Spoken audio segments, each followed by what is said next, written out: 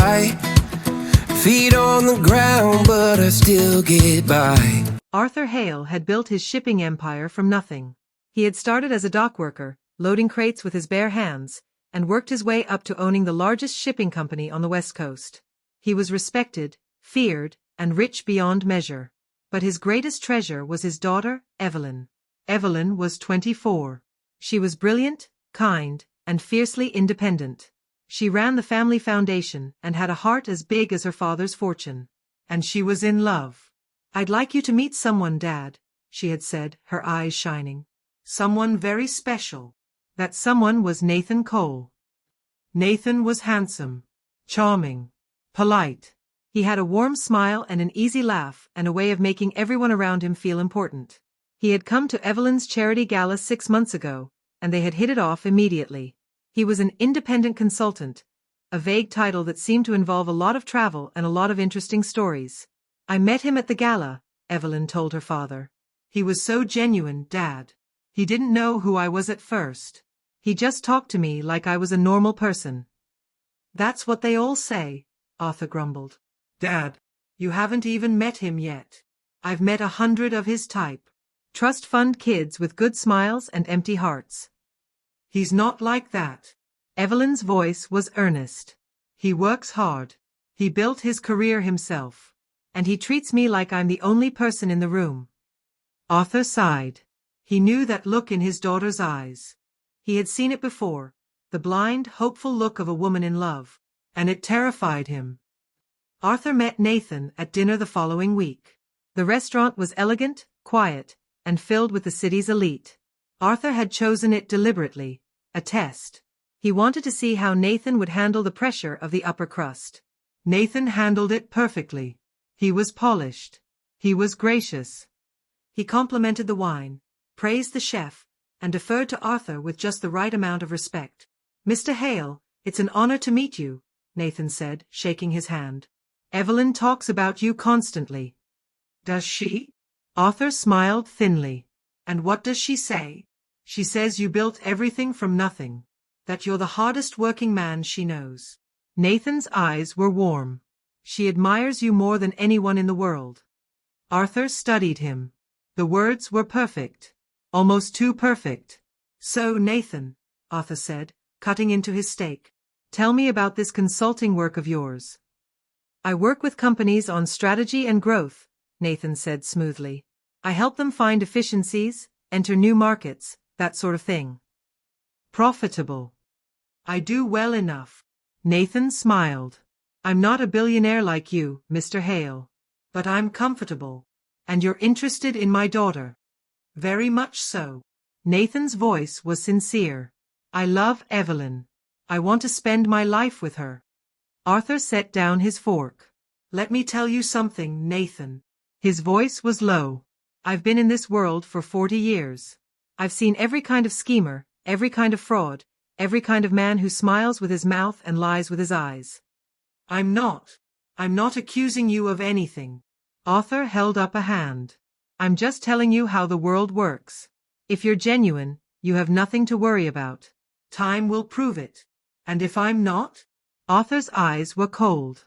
"Then you'll find out exactly what happens to people who hurt my daughter." Nathan laughed, a warm, easy laugh. "I have nothing to hide, Mr. Hale. I love your daughter, and I'm going to prove it." But Arthur wasn't convinced. There was something about Nathan that didn't sit right. A polish that felt too practiced. A sincerity that seemed too rehearsed. So Arthur did what he always did when something bothered him. He hired a private investigator. "Find out everything about Nathan Cole," he told his security chief. "His family, his finances, his past. Everything." "Understood, sir. And don't tell Evelyn. She doesn't need to know." Arthur leaned back in his chair, staring out at the city. He had a bad feeling about this one. And his feelings were almost never wrong. Weeks passed. Nathan continued to court Evelyn with perfect devotion. He sent flowers. He planned romantic dinners. He attended her foundation events and charmed her board members. Evelyn glowed with happiness. "You were right about him, Dad," she said one evening, hugging him. "He's wonderful. I've never been happier." Good. Arthur smiled, but his eyes were troubled. I'm glad. Aren't you happy for me? Of course I am, sweetheart. He kissed her forehead. I just want to make sure he deserves you. He does, Dad. He really does. Arthur wanted to believe her. He wanted to believe that his daughter had finally found the love she deserved. But he couldn't shake the feeling that something was wrong. That Nathan Cole was hiding something. And that his daughter's heart was about to be broken. The investigator's report was due in 1 week. Arthur waited. And the waiting was the hardest part. The investigator's report arrived on a Tuesday. Arthur was in his office when his security chief, Victor Reyes, walked in with a thick folder and a grim expression. You need to see this, sir. Arthur's stomach tightened. What did you find? Everything. Victor set the folder on the desk. And none of it is good. Arthur opened the folder. The first page was a photograph of Nathan Cole, but not the polished, smiling version he had met at dinner. This was an older photograph, grainy, taken at some kind of party. There's no record of Nathan Cole before 5 years ago, Victor said. No birth certificate in any state registry. No school records that match his timeline. No family that anyone can trace. He's not who he says he is? He's definitely not who he says he is. Victor pulled out another page. His real name is Nathan Voss. And he has a record. Arthur's blood ran cold. What kind of record? Fraud, mainly. Victor's voice was flat. He ran a series of schemes, fake investments, Ponzi-style operations, that kind of thing. He's been sued 4 times and arrested twice. Arrested. The charges were dropped both times. He had good lawyers. Victor's jaw tightened.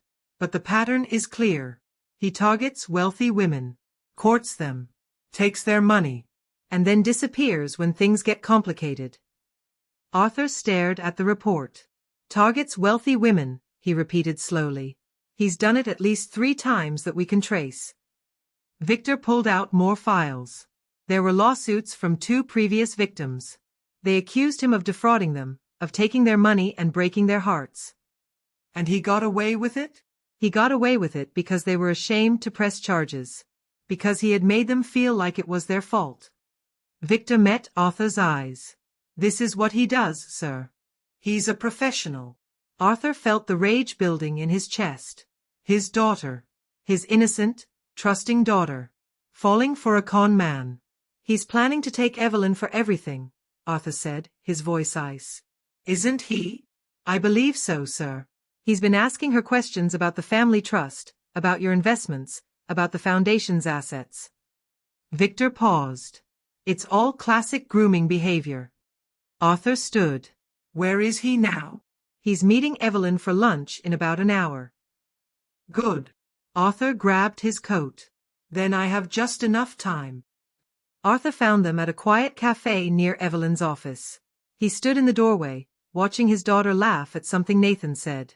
Her face was bright, open, trusting. And Nathan was watching her with the cold, calculating eyes of a predator. Arthur walked over. Dad. Evelyn's face lit up. What are you doing here? I needed to talk to you, sweetheart. He looked at Nathan. Alone. Dad, we're in the middle of lunch. It's important, Evelyn. Nathan smiled smoothly. I can go, Evelyn. Your father is more important than lunch. No, you stay. Evelyn frowned at her father. Dad, whatever this is, it can wait. It can't. Arthur's voice was steady.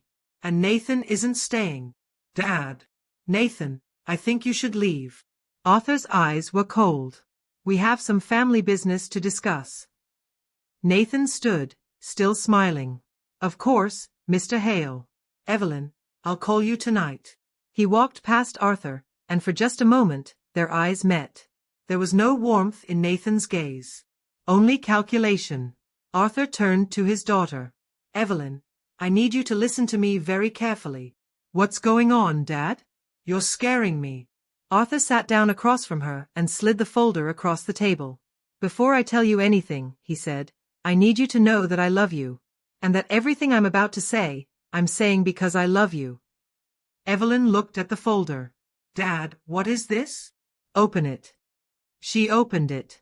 The first page was Nathan's photograph. His real name. His criminal record. Evelyn's face went pale. "What is this?" she whispered. "This isn't Nathan. This can't be Nathan." "It is, sweetheart." Arthur's voice was gentle. "His name isn't Nathan Cole. It's Nathan Voss. And he's a con man." "No. No, you're wrong. You have to be wrong." Evelyn shook her head. "Nathan loves me.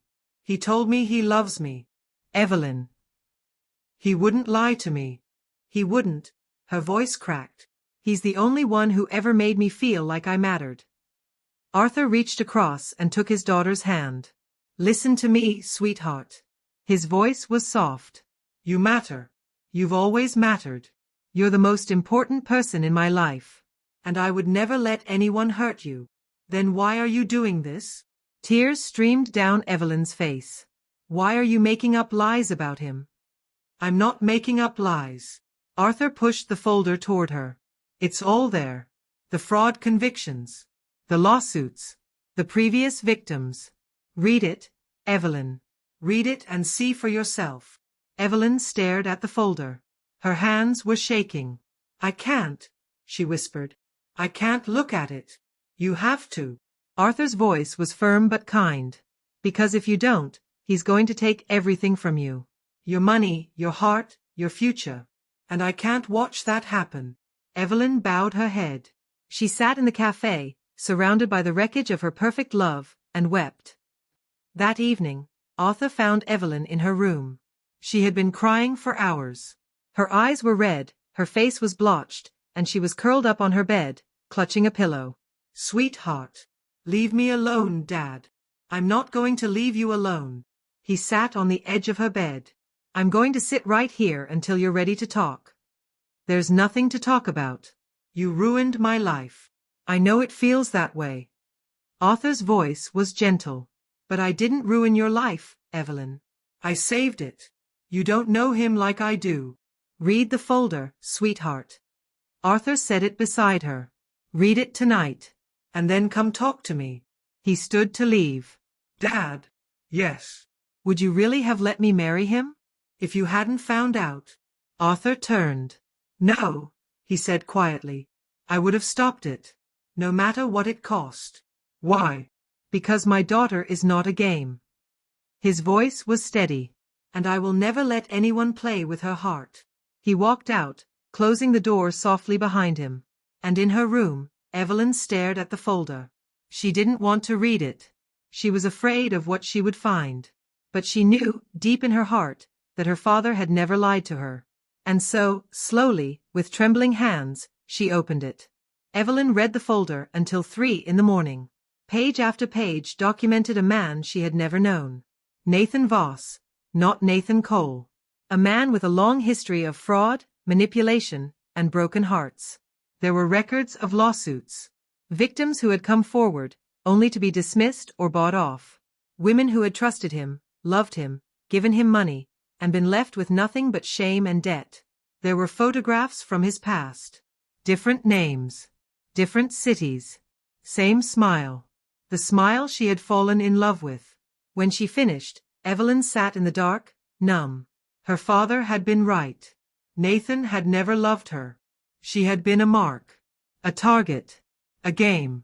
The tears came again, not the hot, angry tears of earlier, but quiet, hopeless ones. She cried until she had nothing left, and then she sat staring at the wall, empty. In the morning, she found her father in the kitchen. "Did you sleep?" he asked. "No." "Did you read it?" "Yes." Evelyn's voice was hollow. "All of it." Arthur set down his coffee. "I'm sorry, sweetheart." "Don't be sorry, Dad. You were right." She met his eyes. "I was stupid. I was so stupid." "You weren't stupid, Evelyn. You were trusting. He took advantage of that." "I should have seen it. I should have known." No one expects the person they love to be lying to them.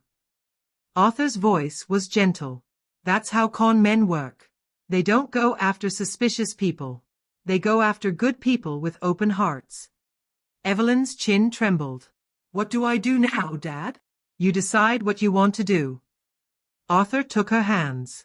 You can walk away and pretend he never existed. Or you can face him and tell him the truth. What truth? That he doesn't get to use you. Arthur's voice was steady. That you're not a game. And that he's going to have to answer for what he did. Evelyn was quiet for a long moment. Then she lifted her chin. I want to face him, she said. I want to look him in the eye and tell him he lost. Arthur smiled, a proud, sad smile. That's my girl. Nathan called her that afternoon. I missed you, he said, his voice warm. Your father was a bit intense yesterday. Is everything okay? Evelyn took a breath. We need to talk, Nathan. Of course. Dinner tonight? There's a new place I've been wanting to try. No. Her voice was firm. I need to talk to you now. At the pier, where we first walked. In an hour. There was a pause. Is something wrong, Evelyn? Just be there. She hung up. Her hands were shaking, but her heart was steady. For the first time in months, she was seeing clearly. She met him at the pier, the wind whipping her hair, the ocean gray and restless behind her. Nathan arrived looking perfect, as always. His smile was warm, his posture open, his eyes full of concern. Evelyn. He reached for her. I was so worried about you. What happened yesterday? She stepped back. Don't touch me. Nathan's smile faltered. Evelyn, what's going on? My name is Evelyn Hale. Her voice was steady. And I know who you really are. Nathan's expression flickered, just for an instant. What are you talking about? Your name isn't Nathan Cole. It's Nathan Voss. Evelyn's voice was ice. You have a criminal record. You've been sued for fraud 4 times. You've been arrested twice. And you've done this before, to at least 3 other women. Nathan's smile vanished. I don't know what your father told you, but my father didn't tell me anything. Evelyn held up a folder. I read it myself. The lawsuits. The victims. The pattern. You target wealthy women. You court them. You take their money. And then you disappear. Nathan's eyes went cold. Evelyn, you're making a mistake. I'm not making a mistake. Her voice was quiet. I trusted you. I loved you. I gave you my heart. She shook her head. And you were playing a game the whole time. You're being dramatic. Am I? Evelyn opened the folder. Here's the lawsuit from a woman in Chicago. She gave you $200,000. You told her you loved her. And then you left. She flipped a page. And here's one from a woman in Dallas. You took her jewelry, her savings, and her dignity. Nathan took a step toward her. Listen to me. No. Evelyn's voice rang out. You listen to me. I am not a mark. I am not a game. I am not some prize you get to win and then throw away. She met his eyes. I am Evelyn Hale. And you are never going to touch me, or my money, or my family again. Nathan's face hardened. You think you can just walk away? I don't think. I know. Evelyn smiled, a cold, clear smile. And I know something else, Nathan. My father has lawyers. Better lawyers than yours. And if you ever come near me again, we will destroy you. Nathan stared at her. For a long moment, neither of them moved. Then, slowly, he smiled, but it wasn't the warm smile she had fallen for. It was the smile of a cornered animal. Fine, he said quietly. Walk away. But this isn't over, Evelyn. It is over. She turned and walked down the pier. It's been over since the moment you lied to me. Behind her, Nathan Voss stood alone, watching her go. He had lost. The mark had gotten away. But he had not survived this long by giving up. He pulled out his phone and made a call. Change of plans, he said. The Hale girl is a problem. We need to handle her father. He smiled coldly. Let's make sure Arthur Hale learns not to interfere in my games. That night, Evelyn sat with her father in the study. I did it, she said quietly. I told him I knew. How did he take it? He threatened me. Evelyn's voice was steady. He said it wasn't over. Arthur's eyes went cold. Then we prepare, he said. We get a restraining order. We increase security. And we make sure that man never touches you again. Do you think he'll really come after us? I don't know. Arthur's voice was honest. But I know his type. Men like him don't let go easily. Then we fight. Evelyn lifted her chin. Together. Arthur smiled. That's my girl. And in the dim light of the study, father and daughter prepared for the battle ahead. Because the game was not over. It was just beginning. The restraining order was granted the next week. Nathan Voss was legally barred from contacting Evelyn, from coming within 500 feet of her, and from approaching her family or workplace. But Arthur knew that a piece of paper wouldn't stop a man like Nathan. So he did what he always did. He went on the offensive. Find the other victims, he told Victor. The women he defrauded. I want to talk to them. Sir, they've been through a lot. They might not want to talk. Then we make it worth their while. Arthur's voice was firm. We offer them legal help. Financial support. Whatever it takes to bring them in. Why? Because 1 victim is a story. 2 is a coincidence. But 3, 4, 5, that's a pattern. Arthur looked at him. And a pattern is what we need to put Nathan Voss in prison. Victor nodded slowly. I'll get on it. The first victim was a woman named Celia Marsh. She lived in a small apartment in Chicago, working as a waitress to make ends meet. She was in her 40s, with tired eyes and a guarded smile. You're Evelyn Hale's father, she said, letting Arthur into her apartment. I saw you on the news. Yes. You want to know about Nathan? If you're willing to talk. Celia was quiet for a moment. Then she said, I met him 8 years ago. He was charming. Handsome. He told me he was an investor, looking to expand his portfolio. She laughed, bitter. I had a little savings from my husband's life insurance. It wasn't much. But it was mine. And he took it. He took it all. Celia's voice cracked. $200,000. He promised to double it. He said we'd buy a house together, start a family. She shook her head. Then one day, he was just gone. I'm sorry, Celia. Don't be sorry for me. Be angry. She met his eyes. That man destroyed my life. And he got away with it because I was too ashamed to fight back. Arthur leaned forward. Would you be willing to testify against him now? Celia's eyes widened. Testify. We're building a case, Arthur said. He's after my daughter now. And I'm going to stop him for good. He looked at her. But I need evidence. I need people like you to come forward. Celia was silent for a long time. I've been hiding from this for 8 years, she said at last. I told myself it was my fault. That I was stupid. That I deserved it. You didn't deserve it. I know that now. She lifted her chin. And yes, I'll testify. Arthur felt a weight lift from his chest. Thank you, Celia. Thank me by making sure he never does this to anyone else. The second victim was harder to find. Her name was Dana Whitfield, and she had completely disappeared after her encounter with Nathan. No address, no phone, no records. But Victor found her.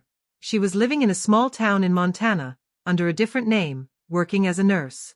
You found me, Dana said, her voice trembling, when Arthur and Victor knocked on her door. How did you find me? With a lot of effort. Arthur's voice was gentle. You're very good at hiding, Dana.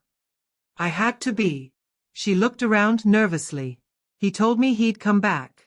He told me he'd find me. Nathan Voss. Dana's face went pale. Don't say that name in my house. He can't hurt you, Dana. Arthur's voice was steady. We have a restraining order. We have security. And we have the law on our side now. He had the law on his side before. He bought his way out of everything. Not this time. Arthur looked at her. This time, he went after the wrong family.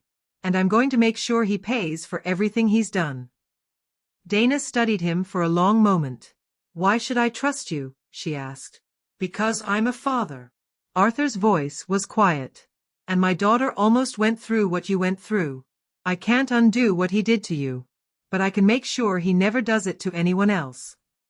Dana's eyes filled with tears. He took everything, she whispered. My savings, my dignity, my trust in people. I've been afraid for 5 years that he'd find me. He won't find you. Arthur's voice was firm. But I need you to help me. I need you to testify. Dana was silent. Then, slowly, she nodded. Okay, she said. For the other women. For the ones he'll hurt if we don't stop him. Thank you, Dana. Don't thank me yet. She wiped her eyes. Just make sure he goes to prison. The third victim was the most important. Her name was Rachel Sterling, and she was wealthy, the heiress to a shipping fortune, just like Evelyn. Nathan had courted her for 2 years. He had come close to marrying her. And he had taken her for nearly $1 million. Rachel was different from the other victims. She was rich, connected, and furious. She had been pursuing her own case against Nathan for years, and she had been the one to compile the dossier that Arthur now held. I've been waiting for someone with real power to take him down, Rachel said, meeting Arthur in her penthouse. You're the first. Then we're allies, Arthur said. You have the money. I have the resources. Together, we can end him. Rachel smiled, a sharp, satisfied smile. I've been dreaming of this day for 3 years, she said. Tell me what you need. That night, Arthur returned home to find Evelyn waiting for him in the study. Victor told me about the other women, she said. About what he did to them. Arthur nodded. They're going to help us. They're going to testify? All 3 of them. Arthur sat down. Celia, Dana, and Rachel. They've agreed to testify against Nathan. Evelyn was quiet for a moment. He did this to other women, she said slowly. Real women. With real lives. He destroyed them. Yes. And he would have done it to me. Yes. Evelyn closed her eyes. I keep thinking about what would have happened if you hadn't found out, Dad. Her voice was small. I would have married him. I would have given him everything. And then he would have left me with nothing. Not nothing. Arthur took her hand. You would have still had me. You will always have me. Evelyn opened her eyes. Thank you, Dad. For what? For saving me. She squeezed his hand. For never giving up on me. For being the one person I could always trust. Arthur's eyes were bright.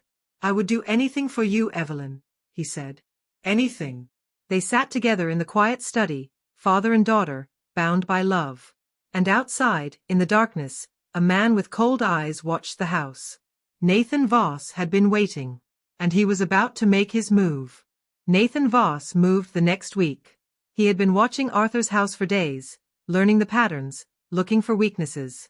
And he had found one. Evelyn's routine was predictable. Every Tuesday morning, she visited the foundation office, then drove to a cafe on the corner of Alder Street. She was always alone on that drive. Nathan waited for her there. Evelyn was walking to her car when she saw him. He was standing beside a black car, wearing sunglasses, his hands in his pockets. He looked relaxed, casual, like a man waiting for a friend. But Evelyn knew better. She stopped, her heart pounding. Nathan, you're not supposed to be within 500 feet of me. 500 feet? Nathan smiled. I'm barely 100. Leave, or I'll call the police. Go ahead. He shrugged. But before you do, I want to give you something. I don't want anything from you. It's not from me. Nathan reached into his car and pulled out an envelope. It's from your father. Evelyn froze. What? Your father and I have been talking, Nathan said smoothly. He's made me an offer. A very generous one. He wants me to disappear, to leave you alone forever, in exchange for money.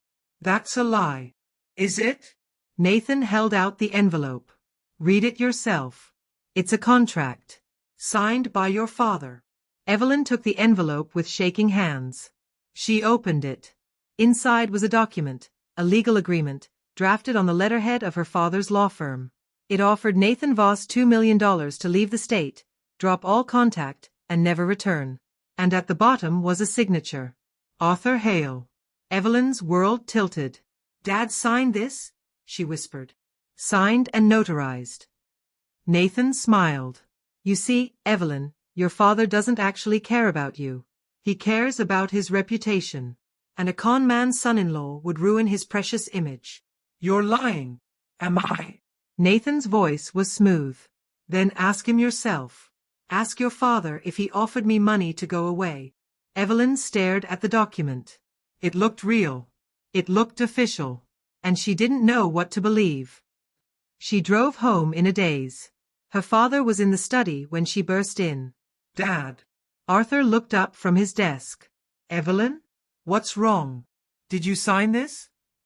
She threw the envelope onto his desk. Arthur picked it up, read it, and his face went pale.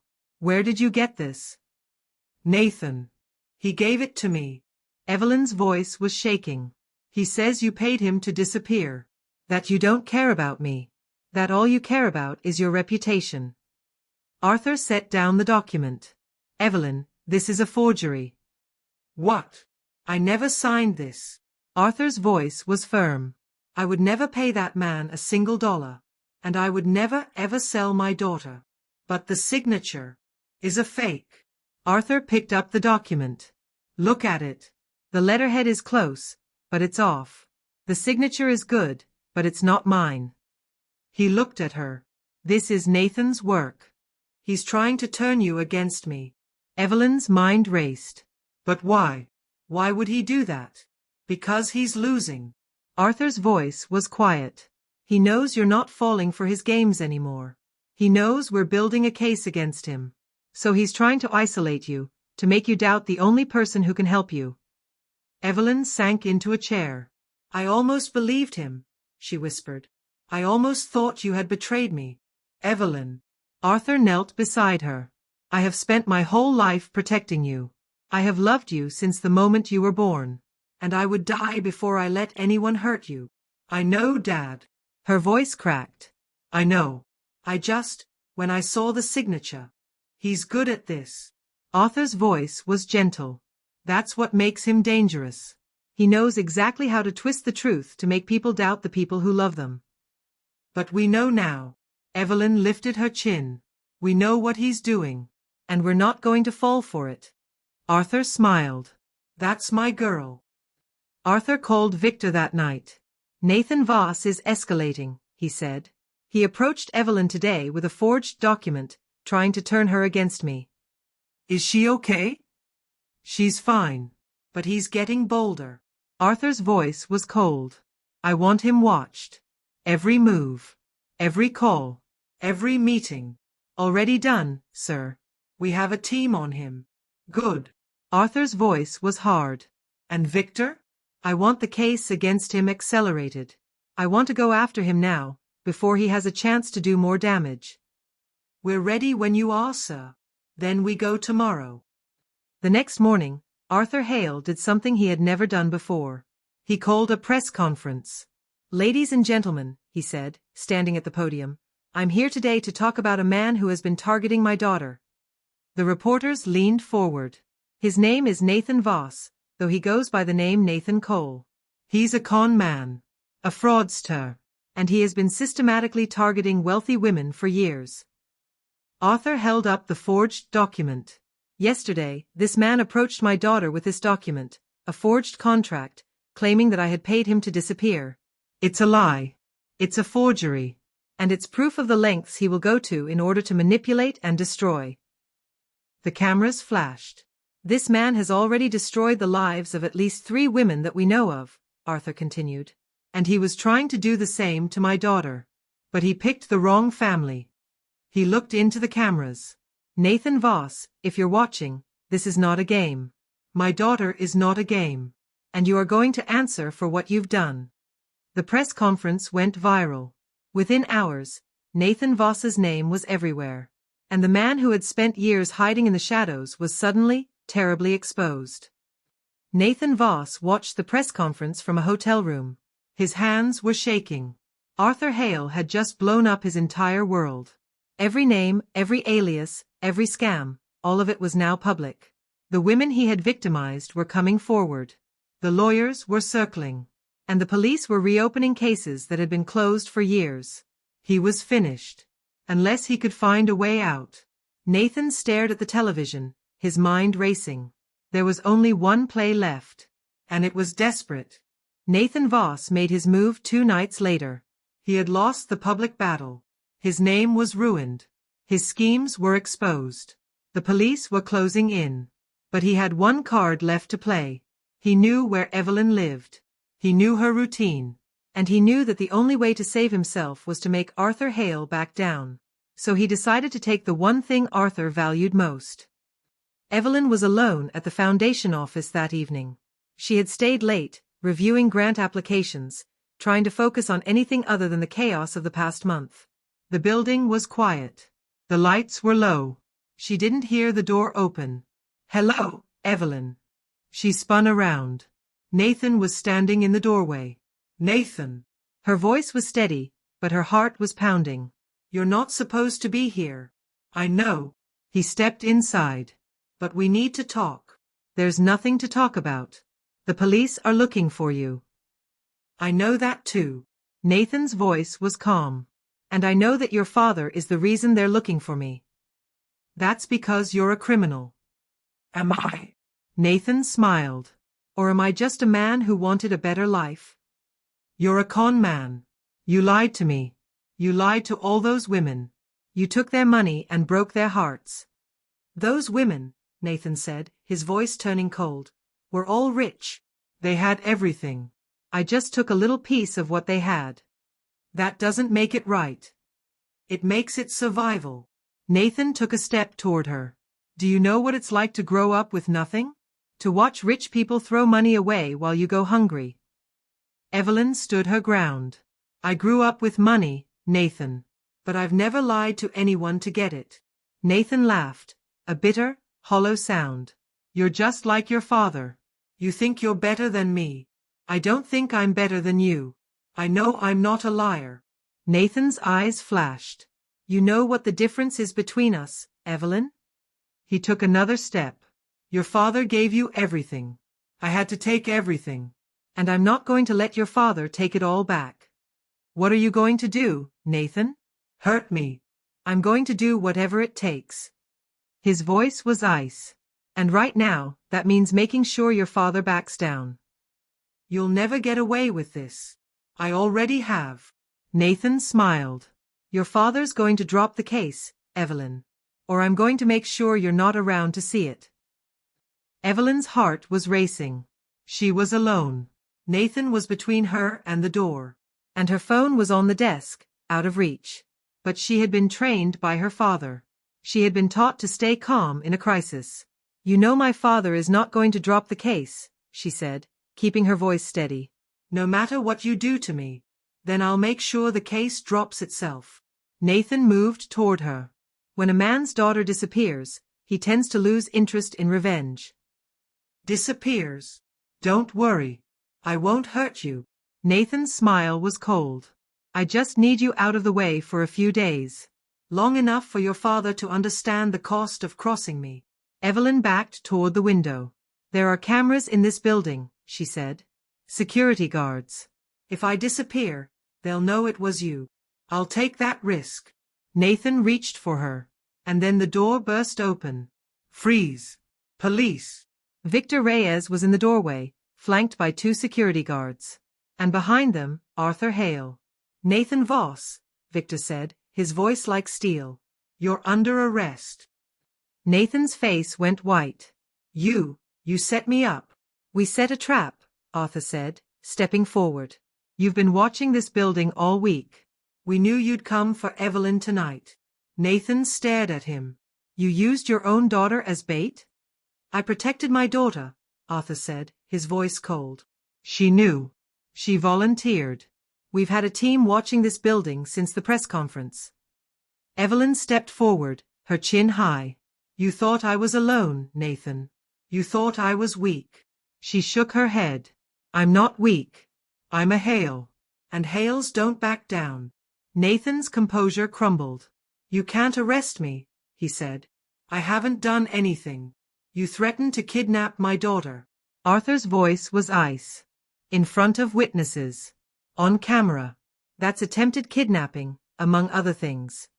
"We have it all on video," Victor added. "Every word."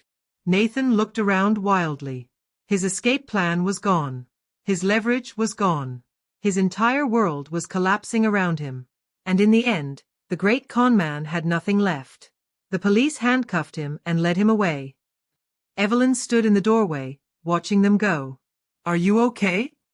Arthur asked, his voice gentle. "I'm fine, Dad." She looked at him. "I was scared. But I knew you'd come." "I will always come, sweetheart." He pulled her into a hug. "Always. Thank you for trusting me to do this. Thank you for being brave enough to do it." He held her tight. "You're the bravest person I know." They stood together in the quiet office. The danger finally passed.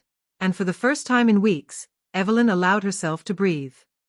The next day, the news broke. Nathan Voss had been arrested and charged with attempted kidnapping, fraud, and a dozen other crimes. The 3 women he had victimized, Celia, Dana, and Rachel, all gave statements to the press. And Arthur Hale gave a final interview. "Some people think that being rich means you have to be suspicious of everyone," he said. "But my daughter taught me something different. She taught me that being rich doesn't mean being hard. It means being strong enough to trust the right people." He smiled. "Nathan Voss thought my daughter was a game." He was wrong. She's the bravest person I know. The interview went viral. And all across the country, people who had been victims of similar schemes found the courage to come forward. The con man had thought he was playing a game. But in the end, he had lost the only thing that mattered. His freedom. And the family he had tried to destroy was stronger than ever. The trial of Nathan Voss began in the fall. It was the biggest story of the year. The courtroom was packed with reporters, cameramen, and the curious public. The gallery seats were filled with people who had followed the case from the beginning, the mysterious con man who had targeted a shipping heiress, and the father who had sworn to protect her. Arthur sat in the front row, Evelyn beside him. Behind them sat Celia, Dana, and Rachel, the other victims, the women Nathan had destroyed. The prosecution's case was overwhelming. The first witness was Celia Marsh. "Ms. Marsh, how did you meet the defendant?" "I was working at a charity event in Chicago," Celia said, her voice steady. "He approached me. He was charming. He told me he was an investor. And what happened next? He courted me for 6 months. He told me he loved me. He promised we'd build a future together." Celia paused. "I gave him my savings, $200,000. He said he would invest it for us. Did he invest it?" "No." Celia's voice was quiet. "The next day, he was gone. I never saw him or the money again." The courtroom was silent. "Thank you, Ms. Marsh." The second witness was Dana Whitfield. "Ms. Whitfield, you went into hiding after your encounter with the defendant. Can you explain why?" "Because he threatened me," Dana said. "He told me that if I ever reported him, he would find me. He said he knew people. He said he could make me disappear. Were you afraid?" "I was terrified." Dana's voice shook. "I changed my name. I moved across the country. I lived in fear for 5 years. And now I'm here." Dana looked at Nathan. "Because I'm done hiding." The courtroom murmured. "Thank you, Ms. Whitfield." The third witness was Rachel Sterling. Rachel was different from the others.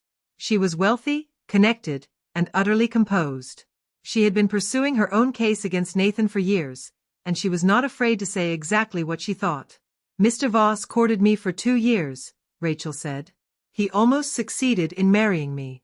He took nearly $1 million from me." $1 million? Yes. Rachel's voice was flat. "He told me he was going to triple it." "He told me he loved me." She looked at Nathan. "He told me a lot of lies. And what would you say to him now, Ms. Sterling?" Rachel stared at Nathan for a long moment. "I would say, you picked the wrong women to prey on. Because now we're all standing here together. And we're going to make sure you pay for everything you've done." The courtroom broke into applause. The judge rapped his gavel for order. But Rachel's words hung in the air, powerful and final. The final witness was Evelyn Hale. She walked to the stand with her head held high, her father watching from the front row. "Ms. Hale," the prosecutor began, "can you tell us how you met the defendant?" "I met him at a charity gala," Evelyn said. "He was charming. He didn't know who I was, or so I thought. And what happened after that? We started dating. He was wonderful. He made me feel like I was the only person in the world. Evelyn paused. I fell in love with him. I was planning to marry him. And then? Then my father discovered who he really was. Evelyn's voice was steady. His real name. His criminal record. The other women he had victimized. How did that make you feel? Evelyn was quiet for a moment. At first, I didn't believe it. I thought my father was wrong. I thought Nathan loved me. She looked at Nathan. But the evidence was there. And eventually, I had to accept the truth, that I was never anything more than a mark to him. Ms. Hale, how did the defendant make you feel during your relationship? He made me feel loved. Evelyn's voice was soft. He made me feel like I mattered. And when I found out the truth, it was like the ground disappeared beneath me. But you're here now, testifying against him. Why? Evelyn looked at the women behind her. Because I'm not the only one he hurt, she said. And because if I don't speak up, he'll do it to someone else. The courtroom was silent. The prosecutor nodded. Thank you, Ms. Hale. No further questions. The defense tried. They argued that Nathan was a victim of circumstance, that he had been abandoned by his parents, forced to survive by any means necessary, that he had never intended to hurt anyone. But the evidence was too strong. The jury deliberated for 2 days. When they returned, the courtroom was packed, the tension unbearable. On the charge of fraud, we find the defendant guilty. On the charge of attempted kidnapping, we find the defendant guilty. On the charge of theft, we find the defendant guilty. Guilty. Guilty. Guilty. Nathan Voss was found guilty on 9 counts. He was sentenced to 15 years in federal prison. The courtroom erupted, and Arthur Hale, sitting in the front row, finally allowed himself to breathe. That evening Arthur and Evelyn sat together on the terrace of the family home. It's over, Arthur said quietly. It's over. Evelyn looked at him. Thank you, Dad. For what? For everything. She took his hand. For believing me. For protecting me. For never giving up on me.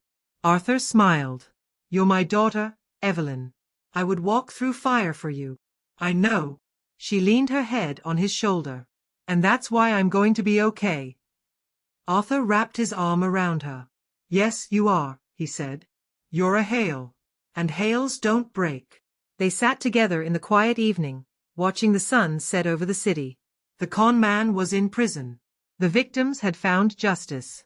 And the family he had tried to destroy was stronger than ever. The game was over. And Arthur Hale's daughter had won. The weeks after the trial were quiet. The media moved on to other stories. The reporters stopped calling. And slowly, the Hale household returned to something approaching normal. But Evelyn was not the same person she had been. She was quieter. More guarded. She still ran the foundation, still smiled at charity events, still did all the things she had always done. But there was a distance in her eyes that hadn't been there before. Arthur noticed. He noticed the way she hesitated before trusting anyone new. The way she studied people's faces, looking for the lie. The way she flinched when a stranger approached her too quickly. His heart broke for her. One evening, he found her in her room, staring out the window. Evelyn. Hey, Dad. She didn't turn around. Are you okay? I'm fine. A pause. I just have a lot on my mind. Arthur walked over and stood beside her. Talk to me, sweetheart. She was quiet for a long moment. Dad, do you think I'm broken? She asked softly. Broken. I trusted him. I gave him my heart. And he was playing a game the whole time. Her voice cracked. What does that say about me? It says you're human. Arthur's voice was gentle. It says you loved someone, and they betrayed you. That doesn't make you broken, Evelyn. It makes you brave. Brave. She laughed. Bitter. I was stupid. You weren't stupid. You were trusting. Arthur took her hands. And trusting isn't a weakness, sweetheart. It's a gift. He's the one who abused it. But what if I can't trust anyone again? What if I can't ever? Her voice broke. What if I can't ever let anyone close again? Arthur held her. Then you'll take all the time you need, he said. There's no rush. There's no deadline. You heal at your own pace. And if I never heal, then I'll be here. Arthur's voice was firm. I'll be here every single day, for as long as it takes. Because you're my daughter, Evelyn. And nothing will ever change that. Evelyn buried her face in his shoulder. Thank you, Dad. Always, sweetheart. Always. Over the following months, Evelyn began to heal. It was slow. It was painful. There were days when she wanted to give up, days when the memories came flooding back. But she kept going. She threw herself into her work at the foundation. She traveled to the communities they served, meeting the people whose lives she was helping. She rediscovered the joy she had once found in making a difference. And slowly, the distance in her eyes began to fade. She's coming back, Arthur told Victor one day. She never left, sir, Victor said. She just needed time to find herself again. Arthur smiled. I think you're right. But there was one thing Evelyn still struggled with. Trust. She had always been open, warm, quick to welcome people into her life. Now she was careful, cautious. She kept everyone at arm's length. Until she met Daniel. Daniel Cole, no relation to the name Nathan had used, was the new director of the youth center the foundation funded. He was in his early 30s, with a warm smile and a gentle way about him. He had spent his career working with at-risk youth, and he brought a quiet passion to everything he did. Evelyn met him at the youth center's opening ceremony. Miss Hale. He shook her hand. Thank you for everything you've done for this community. Please, call me Evelyn. Evelyn. He smiled. I've read about your work. It's inspiring. Thank you. Evelyn smiled back, but she kept her distance. Over the following weeks, they worked together frequently. Daniel was professional, kind, and completely focused on the kids. He never asked her about her past. He never mentioned the trial. He never made her feel like a story or a headline. He just was. And slowly, without meaning to, Evelyn began to trust him. One afternoon, they were reviewing grant applications together.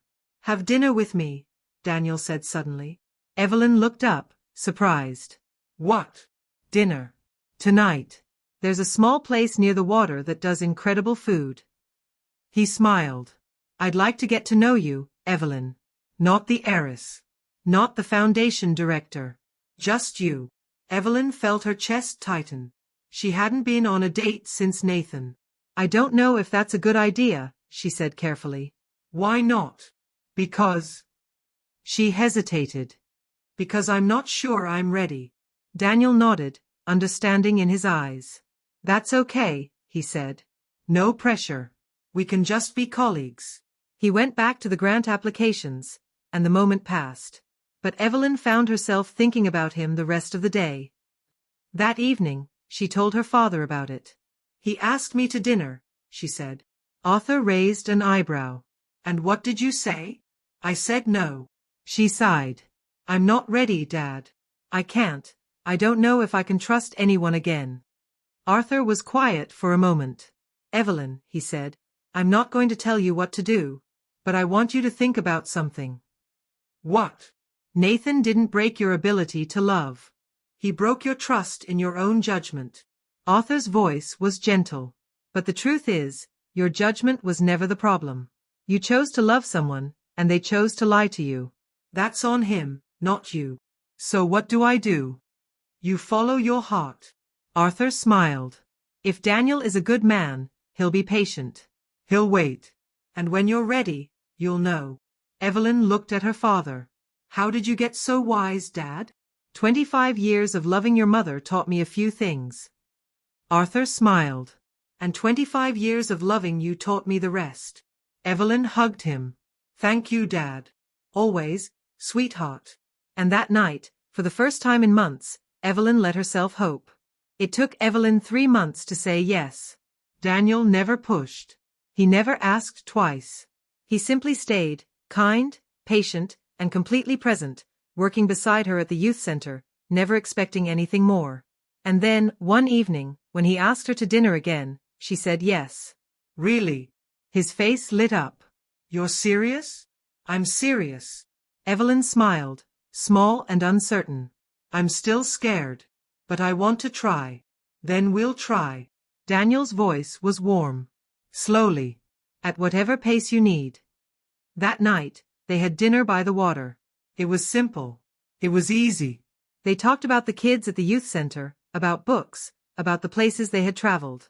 Daniel told her about his childhood, about the teacher who had changed his life, about why he had chosen to work with young people.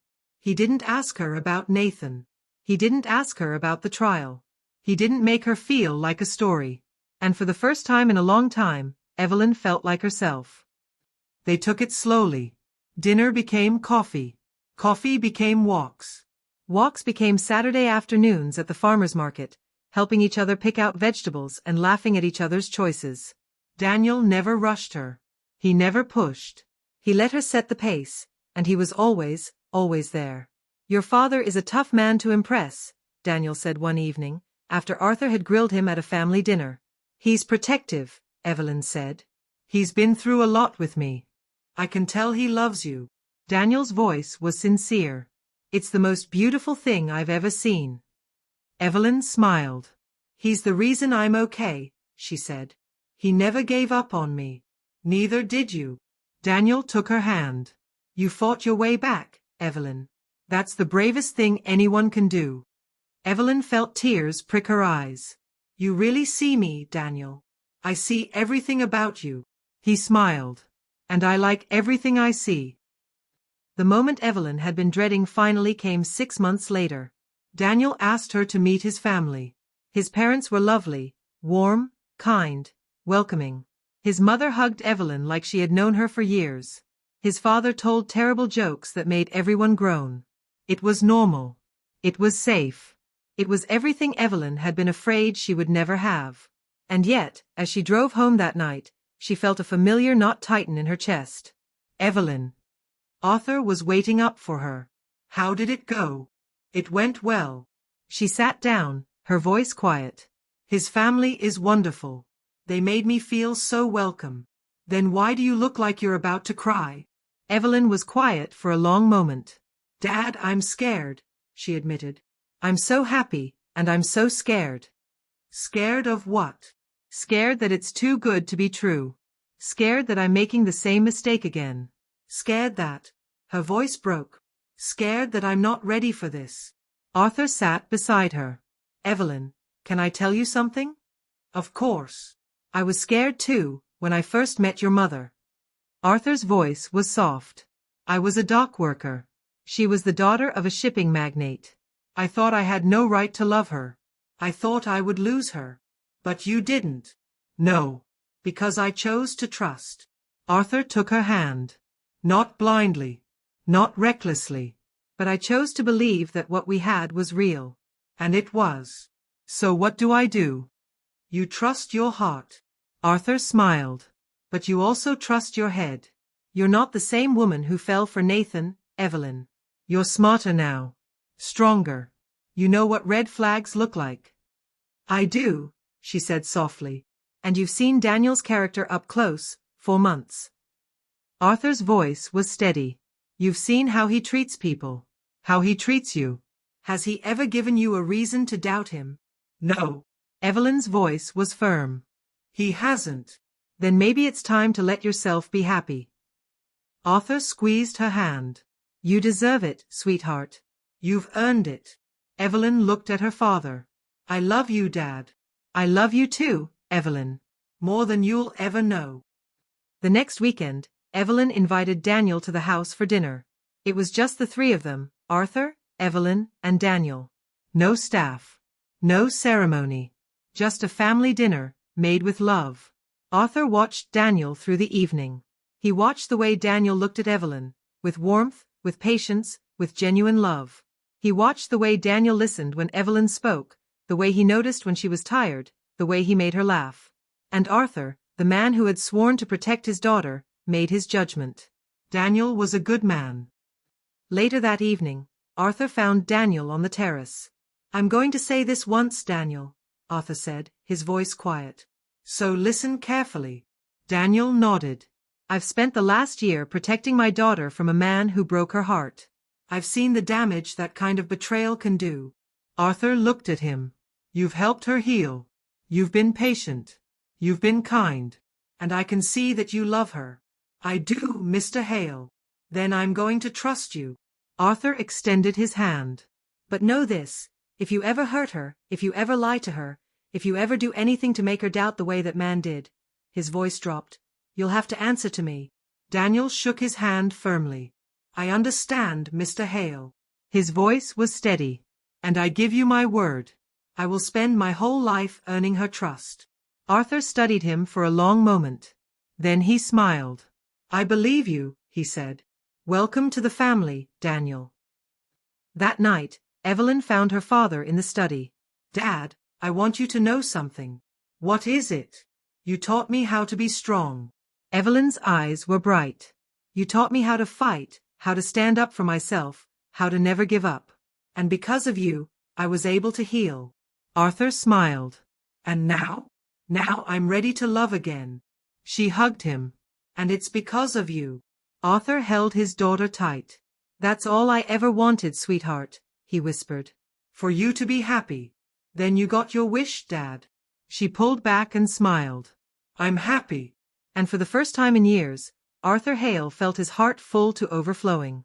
His daughter had been through hell, and she had come out the other side.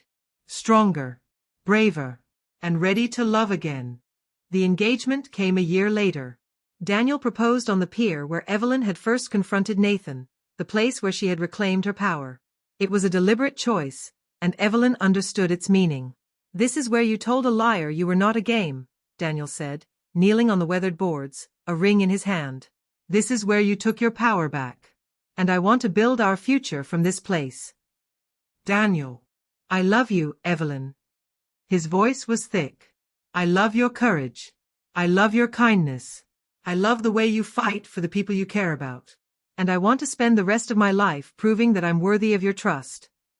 Evelyn's eyes filled with tears. Yes, she said. Yes, I'll marry you. The pier seemed to glow in the evening light as they embraced. Behind them, a figure watched from a distance, Arthur Hale, his heart full. His daughter was happy. And the man who had broken her was a fading memory. The wedding was held the following summer. It was a small ceremony, held in the garden of the family home, surrounded by flowers and family and friends. The women Nathan had victimized, Celia, Dana, and Rachel, were all invited, and they all came. There's something I want to say, Evelyn told them, before the ceremony. When I was going through the darkest time of my life, I thought I was alone. But then I met all of you, and I realized I wasn't. We were all survivors. Celia took her hand. We're all here because we didn't give up.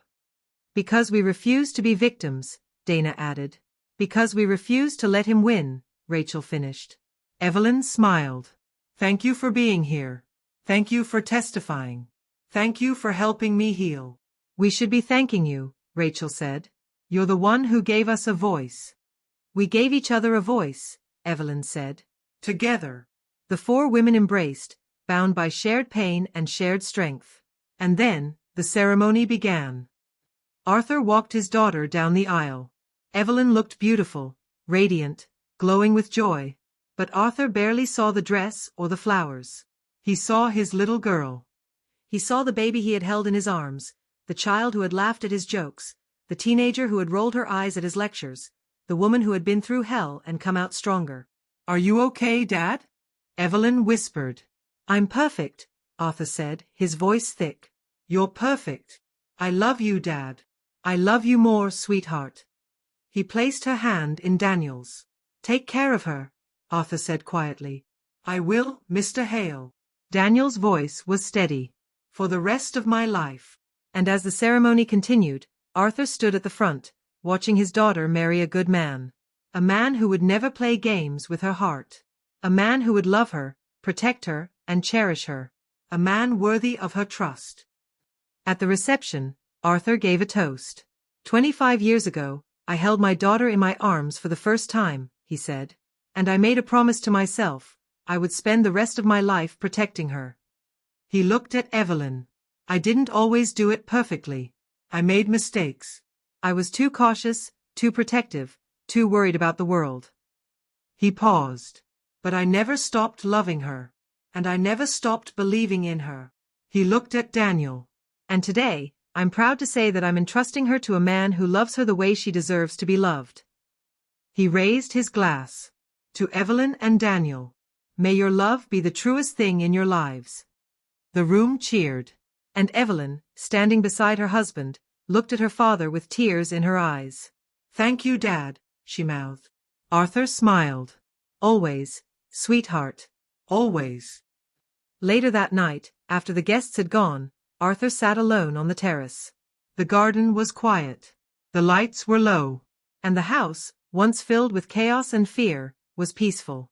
He thought about everything that had happened. The con man who had tried to destroy his daughter. The women who had come forward. The trial. The victory. The healing. And he thought about the words he had said at the press conference, all those months ago. My daughter is not a game. He had meant it then. And he meant it now. His daughter was not a game. She was a woman who had been through hell and come out stronger. She was a survivor. A fighter. A light in the world. And she was happy. That was all Arthur had ever wanted. He heard footsteps behind him. Can't sleep, Dad? Evelyn sat down beside him. Just thinking, he said. About what? About you. He smiled. About how proud I am of you. Evelyn leaned her head on his shoulder. I couldn't have done it without you, Dad. You could have, he said. You're stronger than you know. I just helped you see it. Maybe. She smiled. But I'm glad you were there. They sat together in the quiet night, father and daughter, bound by a love that nothing could break. And Arthur Hale knew, with absolute certainty, that his life had been worth living. Not because of his empire. Not because of his wealth. But because of her. His daughter. The woman who had taught him that love, real love, was worth fighting for. The woman who had refused to be a game. And who had won. In the distance, a light flickered on in the house. Daniel, her husband, waiting for her. Evelyn squeezed her father's hand. I should go in, she said softly. Go. Arthur smiled. Your husband is waiting. Good night, Dad. Good night, sweetheart. She walked inside, pausing at the door to look back. I love you, Dad, she said. I love you too, Evelyn. Arthur's voice was warm. Forever. The door closed. And Arthur Hale sat alone in the garden, surrounded by the quiet peace of a happy ending. His daughter had been through the storm. And she had come through it, whole and strong and loved. Not a game. A triumph. The end.